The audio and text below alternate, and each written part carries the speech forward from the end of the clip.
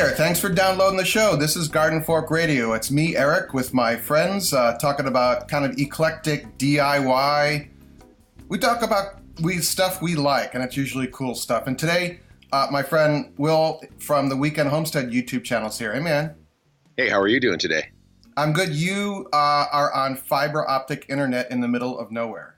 Yes, it's going to be very fast and very clean. Not sure if the content's going to be any better than normal, but I know it'll at least be fast. Two guys talking about stuff. Oh boy, I'm actually excited about something you posted on your Facebook the other day, that Troy-Bilt zero turn that you were driving around. So I got to hear about that. That's pretty cool stuff. So full disclosure, everyone, Troy-Bilt sponsors Garden Fork. Every year I do some project with them. But I would not be working with them unless I liked their products and I liked the people. Every week somebody wants me to be a brand influencer with them, and I say no to almost all of them. It's amazing some of the direct people want you to, like, hey, you could, and I'm like, no. But anyway, yeah, I just went to Cleveland and met up with the Troy-Bilt team for 3 days, and it was a really good trip. Some of these social media brand meeting things are just painful. And this is just a great group of people. The Erin and Aya from the Marcus Thomas Marketing, are they marketing agency? Or there's the ad agency, I guess is what they're called. They did a great job putting the trip together. I could not do their job. I would have a panic attack in the first 10 minutes, you know. And then Barb and the crew from Troy-Bilt were amazing as well. And there were 6 bloggers there, 5 women and me. Wow. Yeah, I felt kind of out of the loop there, you know. I do have to ask you, you posted that video and it looked like you were on a giant football field of perfectly manicured lawn. Where were you exactly? I think it's Strongsville, Ohio. MTD, which owns Troy-Bilt, has a giant campus out there. It's beautiful. It's like a university campus, you know?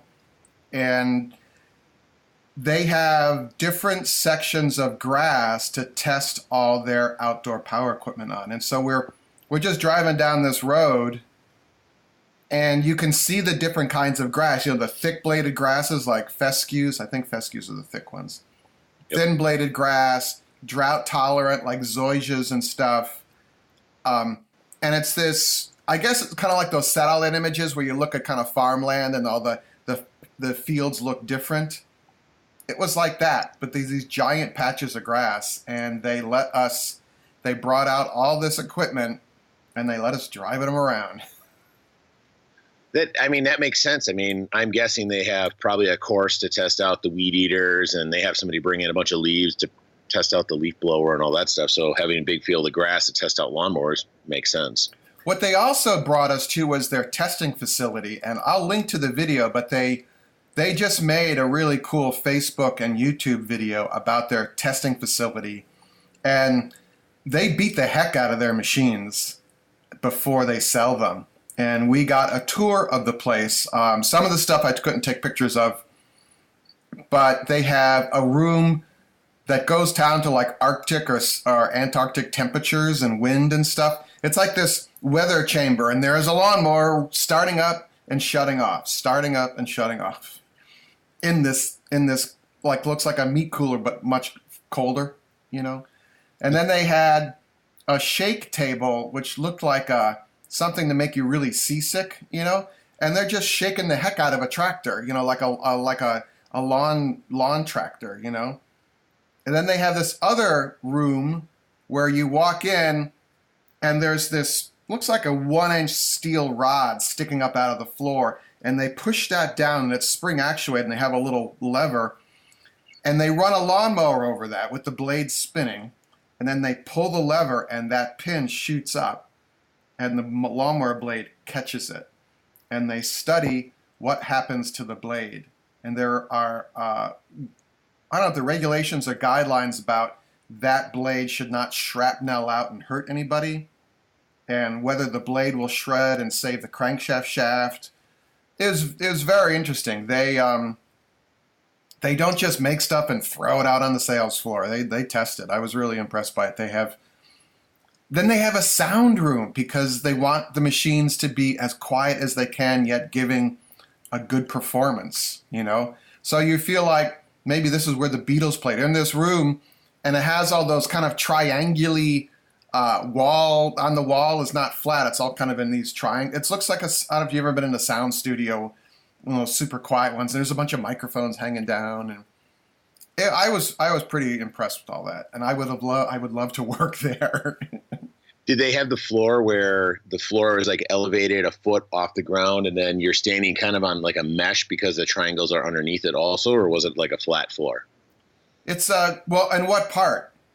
Well, in the sound room. Oh, I don't remember. I remember when I was working with an audio company, they had one of those sound rooms and it was elevated off the floor when you'd walk in. And like they closed the door, and I'll be honest with you, I actually felt kind of ill in there because it felt like you were in a chamber, like a pressure chamber, because you would say something and your voice would just disappear into the walls. Yes, it was like that. Yeah, it was very weird. It felt like you were in a vacuum almost, but you're not. You're just in a room that doesn't have any, sound reflection at all. I imagined that's what space sounds like. Yeah, definitely. And my ears ring. I have that tinnitus thing, so I could hear my ears. And I'm like, I don't. That's why I like white noise. I just need background noise all the time because otherwise. Yep, so it was a good trip. I'm going to go on a little bit of I get a lot of comments when I have a Troy-Bilt video, and it's always somebody going, Troy-Bilt, this is my voice of the mean commenter, Troy-Bilt, they're just junk now that MTD bought them. And we actually went to the MTD, I don't know, it's a museum, but they have a floor where they collected all the equipment that MTD and Troy-Bilt and Cub Cadet have made. And they've restored a bunch of it. And MTD started out like Troy-Bilt did. MTD is Modern Tool and Die Company. And Troy-Bilt started out as a tool and die company, I believe, as well. Troy-Bilt ran into some financial troubles, and they were kind of companies on similar trajectories, so MTD bought Troy-Bilt. And I think they're still making good products. But they are a family-owned company. Almost everyone there lives like 10 miles from MTD and then got a job at MTD and promoted from within. They're just the nicest people. They clearly like where they work. I mean, a lot of corporations, I don't know if you've done this, but everyone is more kind of like covering their butt, and there was none of that there. And I don't know, it was just kind of neat to go through this museum and see the first electric lawnmower and these real boxy lawn garden tractors from like the 1970s, that just kind of the styles were amazing. And they made bicycles. I mean, who thought of that, Troy-Bilt made bicycles, or MTD did? MTD did. And also MTD, they pioneered some safety procedures. They were making oil pans for trucks, I believe. And the presses, it was this giant machine, and you'd have to put the piece of metal in, and then the stamper would come down with the die to press it into shape. Well, these guys, the family, Emil, the guy's name is Emil, one of them, they put ropes around the wrists of their workers, and they built this rig behind them such that when the stamp came down, it would pull their wrists away from the machine with ropes. Interesting. So it's like the first, long before OSHA, they were, looking at taking care of their employees. Yeah. Neat. Yeah, it was pretty good. So I was like, wow. But the other problem is, I think people are like, well, they make cheap products now. And you can probably speak to this as well with having your experience, but people want American-made products at Walmart prices, and it doesn't work. That's the one thing that a lot of people look at when they look at different products and things like that. You have to look at when you have a cheap lawnmower next to an expensive lawnmower, they really look the same.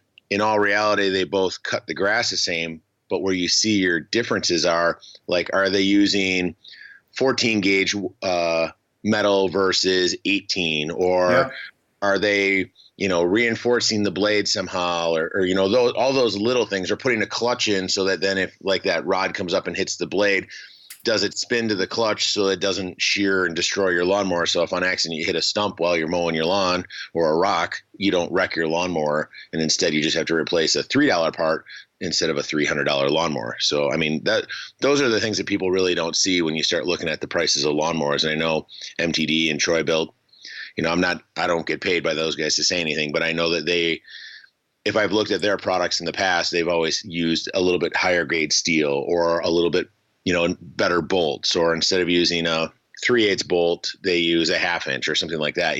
Little things like that make a difference in the quality of the product. Yeah, like you're going to use a grade 8 bolt instead of a grade 5, that kind of thing. The grade 8 bolts just cost more. So, yep. But what was funny was I got to ride this zero-turn mower, and I actually have a fairly small yard, but I would really love one of these things.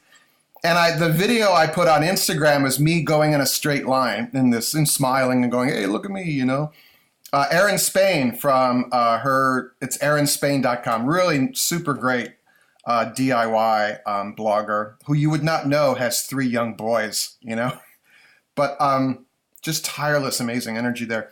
But she videoed me going across the field and said, oh, just get me a shot going through the frame here, And then everyone on Facebook and Instagram were like, where's the zero turn? And I'm like, no, So I put up another video where I did the zero turn. I went, and I turned it right around. But I was speaking with the Troy-Bilt.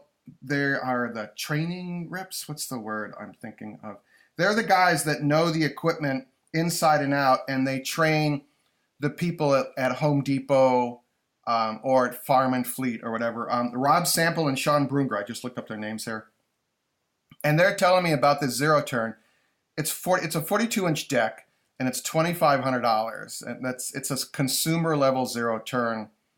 But what they said, which I thought was interesting, is that the steel frame is solid. And Rob said, on a lot of these consumer level zero turns, the frame is welded in pieces rather than being one solid piece. And I thought that was just that was one of those light bulbs where I'm like, so this is where they take the extra time and make it actually a good piece of equipment. And I don't know if everyone realizes this, but when you buy a tractor, it's been built for X number of hours of use. Like, okay, we're going to make a 600-hour tractor.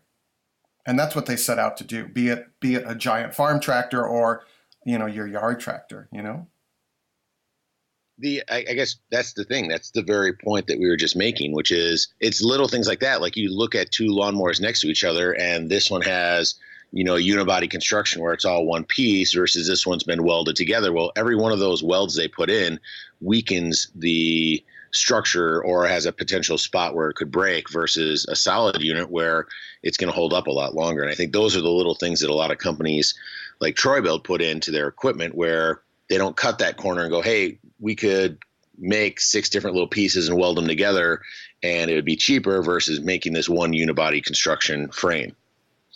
Yeah, so I'm going to get a Troy-Bilt log splitter this summer, and we're going to be making a video where we're going to beautify the yard using a log splitter. That was a creative idea I had to come up with. I think I sent Erin and Aya at the agency about 6 different proposals.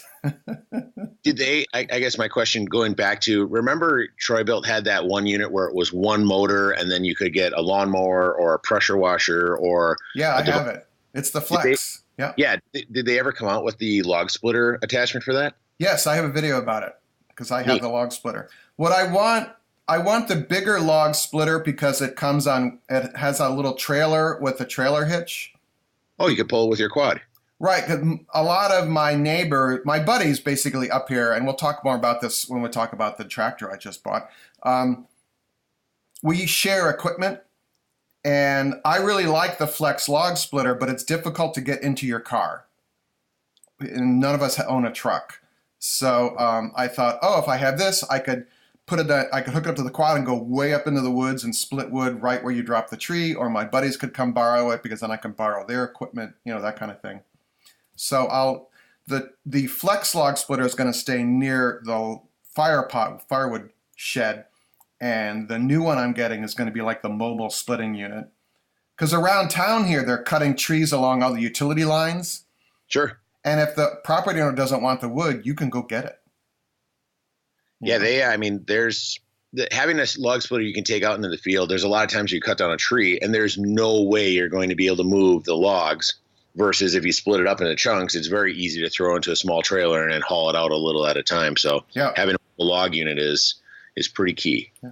So I just want to talk real quick about the bloggers that I met there, which I just felt kind of like, wow, I'm included with the powerhouses here.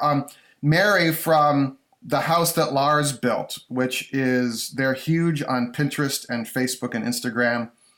They it's DIY home improvement. I don't know, it's called home design, upgrading your home.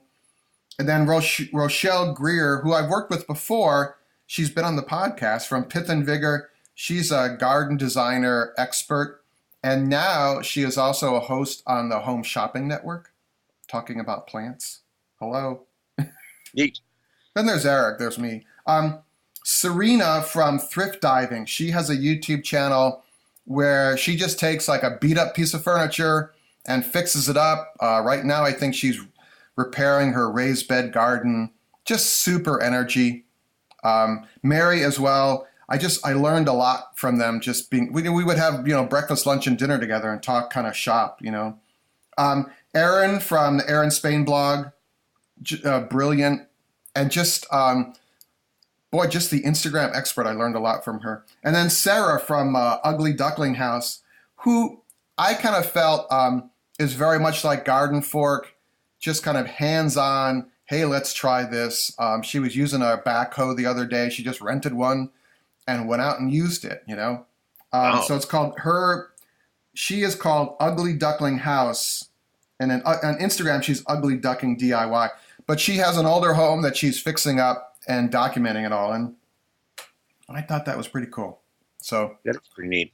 I'll link to all of them. So stay tuned for a bunch of Instagram posts and Facebook posts, and then a video about improving your yard, the beauty of your yard, with some Troy-Bilt products. And also Home Depot, because Troy-Bilt's now sold at Home Depot, so there'll be a tie-in. I'm going to go to Home Depot and buy some stuff there. That is a pretty eclectic group of individuals you got to hang out with there, especially with all the different topics that they cover and stuff. So it's a pretty neat group of people you got there. Well, I hope some of them will come on the podcast. I'll have to email them. But no, it was good. Some of these, I've gone on other trips and I'm like, why did I do that? So. Well, I know you were sending me pictures along the way and different things that were going on. And I was like, well, where are you specifically? And I think I sent you and I said, you should go see the Rock and Roll Hall of Fame or all these different tourist sites. He's like, no, I'm checking out all this cool stuff from Troy-Bilt. So, it's a pretty neat trip. Well, truth be told, okay, first, this is Eric, who grew up in the Midwest being clueless, but I did not realize Cleveland is on Lake Erie. Wow. But then Aya and Erin hired a tour, those trolley tour those trolley buses that drive. We got our own trolley. We didn't have to go on with a ticket with a bunch of people who didn't know. And the guy's name was Jim, and man, does he love Cleveland. He loves Cleveland as much as Erin from the agency loves Cleveland. And he was great. We just walked. He just talked the whole time and told us all about Cleveland. And we went down to the water. And Cleveland has a big ore and like iron ore kind of industry, because there are steel mills in Cleveland. These giant ore hauling boats, and one of them they have up on land in a science museum. And I would like to go back and explore that boat, because I think it's 600 feet long. And just how tall they are. I don't know. People realize, when you look at a ship like that, you don't realize how much of it's underwater and how much of it's above. And when you get it on land and you see how tall those things are, it's ridiculous to think that, people got together and they built this thing first off, and then it figured out that they could make it float. I mean, it's pretty amazing. Yeah. So it was good. And then we did go by the Rock and Roll Hall of Fame, And we didn't go in, but we went by it, and it was just kind of neat. And it's just a very livable town. We were downtown at a very nice hotel, and I would get up in the morning, and because I can't sit still, so I would go out and walk around, and there were three things that occurred to me while I'm walking around, because I live in Brooklyn during the week, and I'm up at the country in the weekend. No horn honking, no sirens, and no helicopters. I guess that's a good point. I never thought of it that way. Well, because right outside, that I have to close my front windows because of the horn honking sometimes. See, if you moved to the country, you didn't have to listen to any of that at all. Yeah. The people there were nice. The food, really good restaurants. A lot of what we call seasonal or farm to table was there. It was just good. Oh, I had a little flashback seeing the iron ore freighter there, back to that Gordon Lightfoot song about the freighter, yes. The Edmund Fitzgerald that went down. Yeah, and up near Duluth or whatever that was, where it went down up in Lake Superior. Yeah. There's a documentary on Facebook. Not Facebook, that YouTube that I could link to here. It's called Edmund Fitzgerald Documentary 1995. So you can just look that up. It gave a little bit of background on the guys who were on the ship, but then it also talked about kind of a run through of what the day was like when it all went down. Yeah, and then it just split in the middle from heavy seas, I think. The one theory is that it was loaded incorrectly and the load shifted in it, and then that caused the ship to have turbulence, and that's what started the whole downfall of it. All right. Well, we won't do that.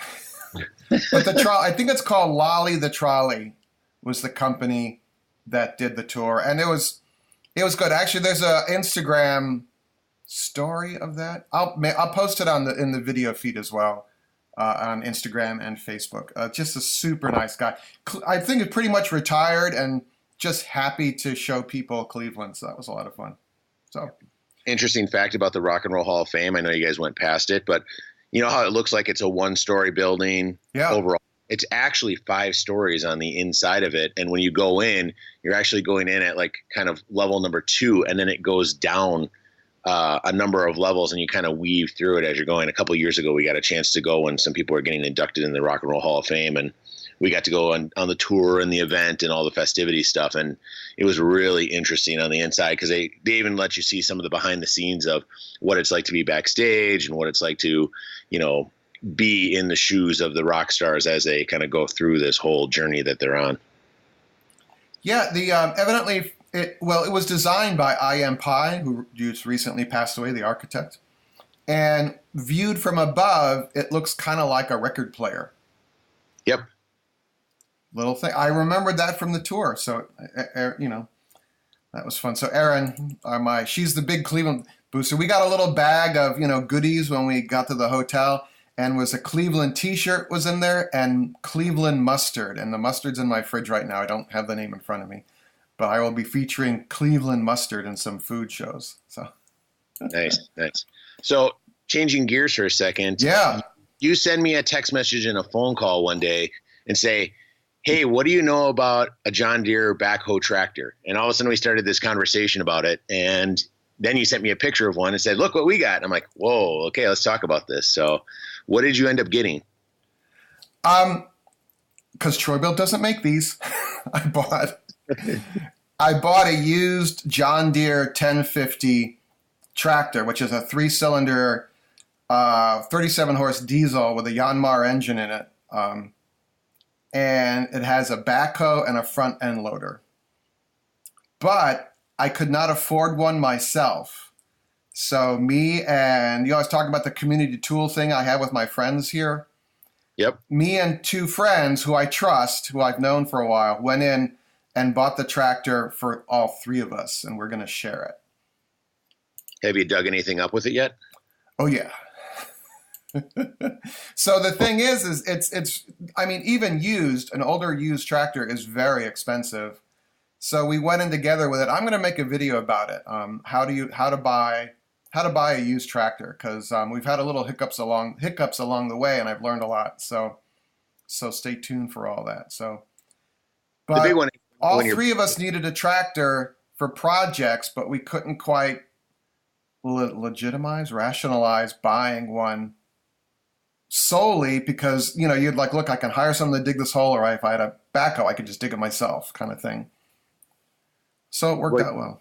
You kind of find things to do too. You're like, oh, well, now that I have this, well, I could put a pond in over here. I could dig this out. Hey, look at that stump. You just find different reasons to use the equipment, but then as you get to use it more and more, you get more and more efficient with it. So that's one trick on the backhoe is when you're using it, it should be like your arm, go down real smooth, scoop up and pick up versus kind of that herky jerky. It just takes some time, but you'll definitely get the hang of it.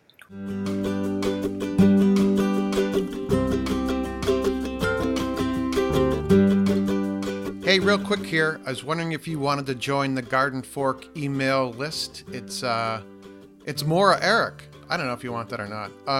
But the best way to do that, if you go to the gardenfork.tv site, there are signups all over the place.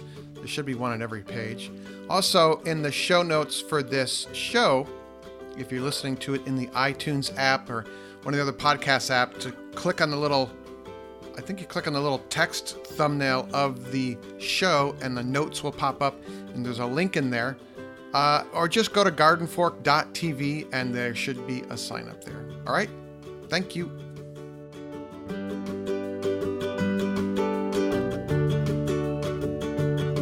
So we've also been talking in the Garden Fork back channel about your world and the Bear Paw Resort. Yes. Holy cow. That has been, I am now a master plumber. I thought I'd let everybody know that. Got your license the other day from all the hours you put in? Jeez. Holy cow. One of the things about a property like this is there are so many different moving parts to it, and how everything integrates together. It makes it challenging, but at the same time, that challenge is kind of the fun of it, of trying to figure out how to make all this stuff work together. The property itself is, was originally built. I found a photo actually from 1972, and then come to find out that it originally started back in the 60s as a small camp, and then it's been renovated over the years. And some of the original infrastructure from back in the 60s and 70s is still out there, and that continually needs maintenance or replacement. So that's basically what I've been spending a lot of my time focused on. But now that we're open and up and running, everything is going pretty good. But you were sweating bullets there for a while. Full disclosure, there was a couple of points where I'm like, wow, the quick story is April 5th, I was in the women's bathroom and the toilet was a little crooked.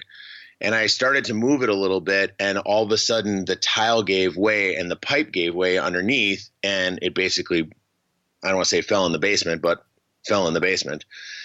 And we went underneath the building and we started looking at everything and seeing where the cast iron pipes had rotted out, or the support pieces, because the toilet's probably been leaking for, 10 years under there, and, the structure was kind of giving way. So we decided on April 15th, 25 days to open, we're going to demolish 2 bathrooms and completely rebuild them from scratch. And it took 3 guys, about 255 hours of work. We went through all the number of inspections that you need and everything else, and all the design work and everything that we had to do. But we completely rebuilt a third of the building. We replaced it with all the same fixtures and everything like that. So it wasn't really an upgrade or a change. It was just, updating everything. But we did it in 16 days. And that was probably the hardest project that I've ever done at the fastest pace I've ever done. There's times at 2 a.m. where I'm kneeling under the building going, why am I under here doing this? And, but it all worked out in the end. We got it done. We passed inspection 3 days before open, and we were good to go. But there were some times where I was sweating bullets pretty heavy. Yeah, it was quite the shakedown cruise, but you're up and running now, and you're also an internet celebrity. Yeah, no, that's something to get used to. I know that a lot of people. So we did this countdown for the last 170 days. I did little fun videos and clips and kind of the stuff I learned from doing my YouTube channel and stuff, which I basically did for fun. What I came to realize is over the years of hanging out with you and learning about how you do internet stuff and the other creators out there, plus my own stuff that I created, I kind of culminated all that together to, build a marketing campaign for my own business, and it's doing really well to the point where, we get a lot of visitors. I mean, I'm happy to report that between, June 1st and, Labor Day, I think I have one cabin available. And at the beginning of the season, we started at, 17% occupancy. So the online marketing campaign is working. People are coming to see us and visit. And it's been a little strange because previously, like the weekend homestead, nobody really knew where it was, so they couldn't come visit me. Well, now everybody knows where the Bear Paw Resort is, so everybody comes and visits. So it's kind of a surreal thing. Yeah, I get recognized in airports, and so I can say hello, and then I can quickly leave because I get very awkward after about 3 minutes. So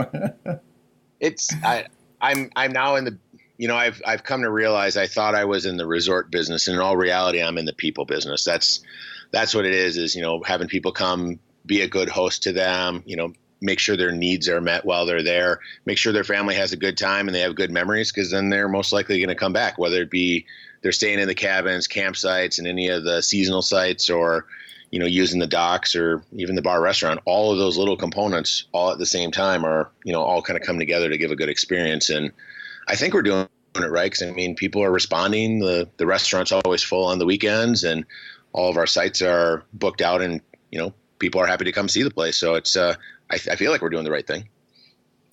Yeah, it's interesting because you and I, when we were talking, you're focused on, I was fixing this plumbing, I was doing this electrical, I got these, this toilet in or whatever. And then the epiphany really is that it's about the people and the infrastructure. It's good that it works, but the people are kind of the bigger picture there. Well, that's actually probably the biggest point of it is, I'm used to, and people know me from all the years of work and all the different projects that I do and the interactions I do with, Garden Fork and my own blogs and all that stuff. Hey, let's do this project. Hey, let's do that project. And it's always been, I hate to say in a vacuum, but I can work at my own pace. I can bounce around to different projects. There's not a lot of urgencies or emergencies. There was always, we work on the projects at the pace we work on them, and we can get them done. And if it didn't work out, it wasn't a big deal, because I would just fix it the following weekend, versus this where, there's a lot of people depending. If you're renting cabin number 5 and cabin number 5's toilet's not working, that's going to be a problem. So I need to address those. And that's probably the biggest epiphany out of all of it is making sure that you're meeting the needs of the people coming in. And part of that is the infrastructure, but all of that stuff has deadlines now, not just, hey, I can do it at my own pace. So it's been rather interesting to kind of mold to that also, which is a lot different style of how I operate versus, what I usually would do when I vlog or do stuff at the weekend homestead property. Right. You used to call me and you'd be like, we're going to the Twin Cities that have sushi. And that probably hasn't happened in a while, huh? I have. I still get down to the cities probably once a week for a day or two. But for the most part, everything is driven by, I hate to say it, but what's breaking at the time, not necessarily forward progression. Like, give you an example, and this is hot off the presses, but yesterday I was using the skid steer to fix something on the property, and all of a sudden water started pumping out of the ground. Come to find out there was a water line buried under where we're working, which wasn't marked. And now today I get to do a water line project. So, I had other things planned for the day, but now I'm doing, more plumbing stuff. And that kind of stuff is the stuff that's been really challenging, is you plan your day and go, I'm going to get these 3 things done. And then 1 o'clock rolls around. I'm like, I haven't even started on any of the things that were on my list because I'm fixing all these other things. So, oops, that's all right. I'm learning a lot, though. I'll tell you that when you learn a lot about what you can do and what you can't do by putting yourself under the pressure. And, that's what we did with this thing. And so far it seems to be working out really, really well. I mean, that's great. I mean, you're essentially building equity, by doing all this. Yes.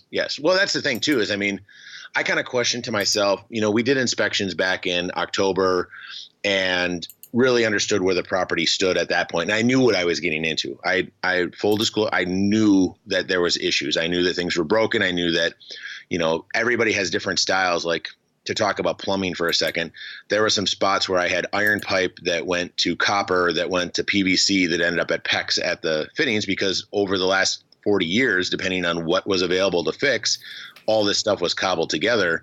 And then you have a situation where all these different DIY people over all the years that have come to the property have helped fix things. But unfortunately, because of that way everything's been convoluted together over the years, when you put pressure on a system like that, it tends to break down. And that's what's happening is we're very successful at getting people to come to the property, which is really cool.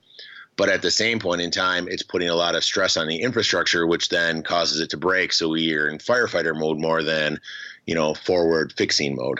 So that's kind of the biggest challenge that I probably underestimated is once you put weight on a system that's been around for 40 or 50 years, things are going to break, and they're going to break at a rapid rate. Yes. Wow.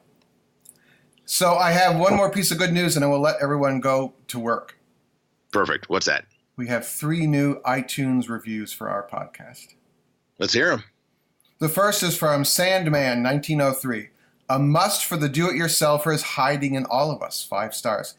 If you can, fine. If you can't, you need to listen to Eric on Garden Fork.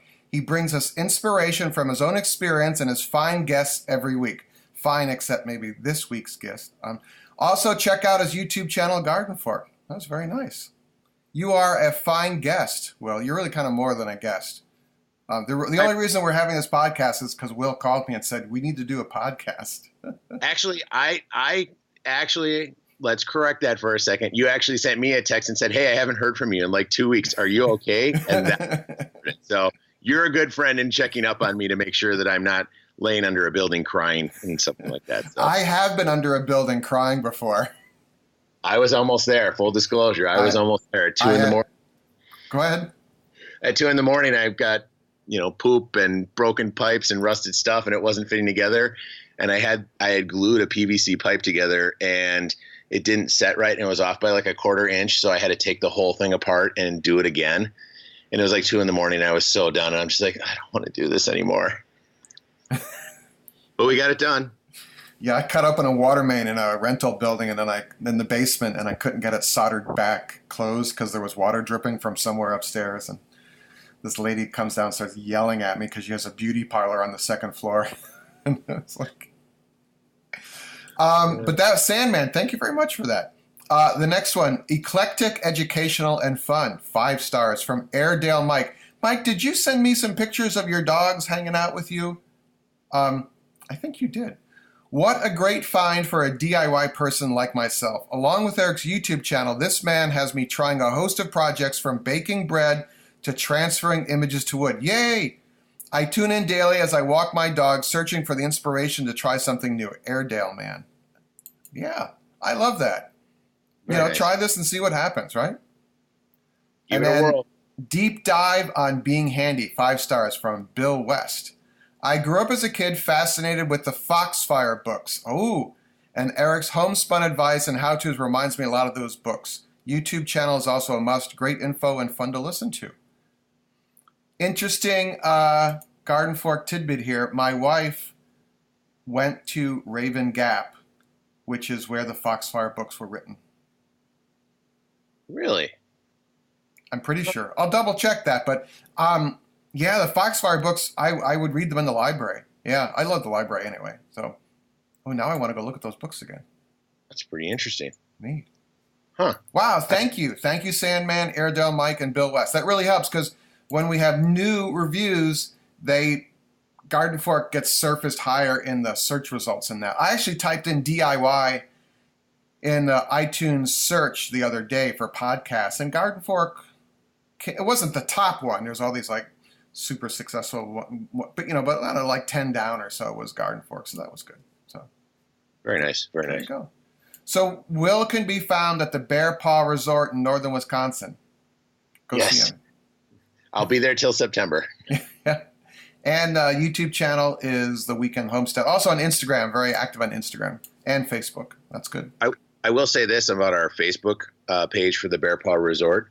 We're getting 15,000 hits a week on that, which for a small town, resort in the middle of Wisconsin, nowhere, I am shocked that we're getting the traffic that we're getting.